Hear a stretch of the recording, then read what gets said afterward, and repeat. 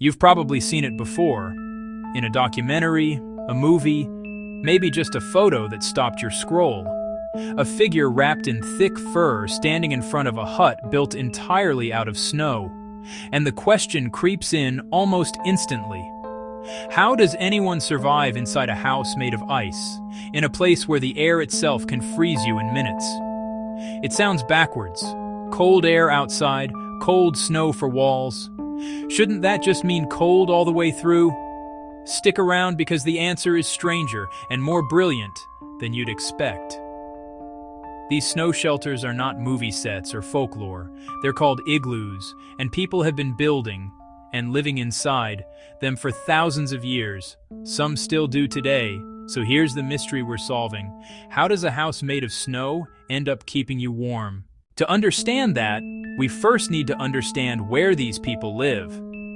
The Arctic is one of the most punishing environments on Earth, stretching from the coastlines of North America all the way to northeastern Siberia. Despite the brutal cold and merciless conditions, one resilient people has survived here for thousands of years. You probably know them by the word Eskimo.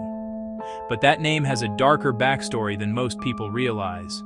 It was originally a term outsiders used for people who spoke a different language, or who ate raw meat. The people themselves prefer to be called Inuit, which simply means the people in their own language. So from here on, that's the name we'll use. The Inuit live in landscapes where winter temperatures can fall to 50 degrees below 0 Celsius. Anyone facing cold like that needs real shelter. Brick, metal, timber, something solid between them and the air.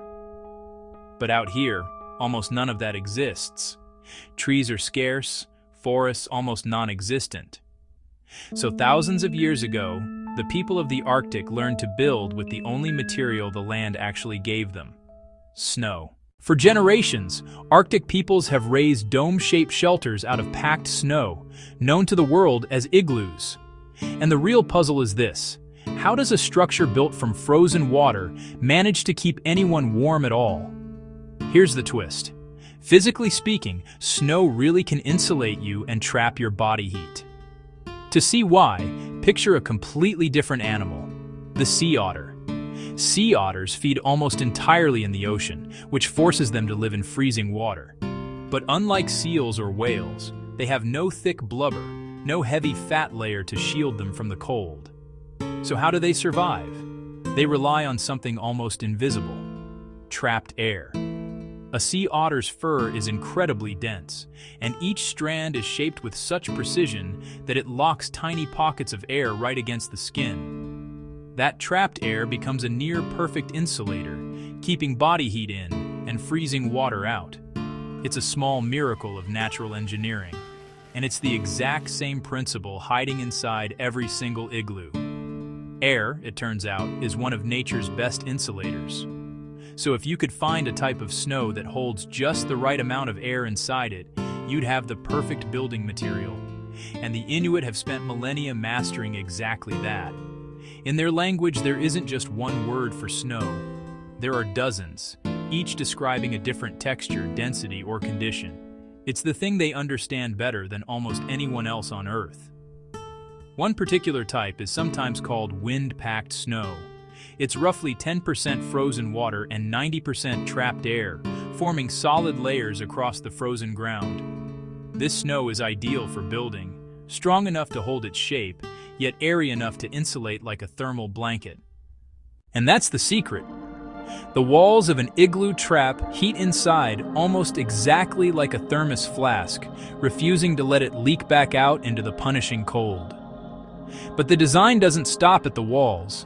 Step inside an igloo and you'll notice the floor isn't flat at all. It's carved into different levels.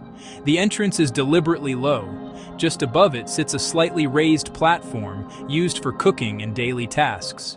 And higher still, at the very top, is where people actually sleep. This isn't random. It's physics in disguise. Warm air naturally rises, while cold air sinks and settles near the ground.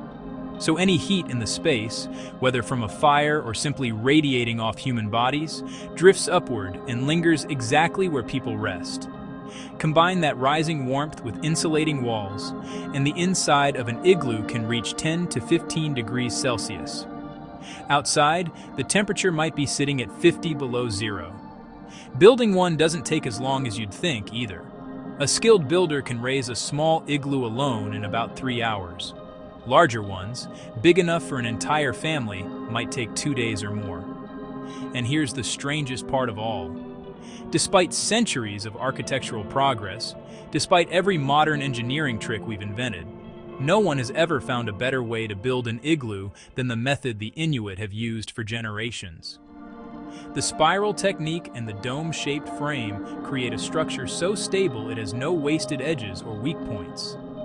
Engineers will tell you this shape distributes weight and force so efficiently that it stays standing even through violent Arctic storms. And that solves today's mystery: how a house built entirely from snow becomes one of the warmest shelters on Earth. If a question like this has ever kept you up at night, that's exactly what this channel is here for.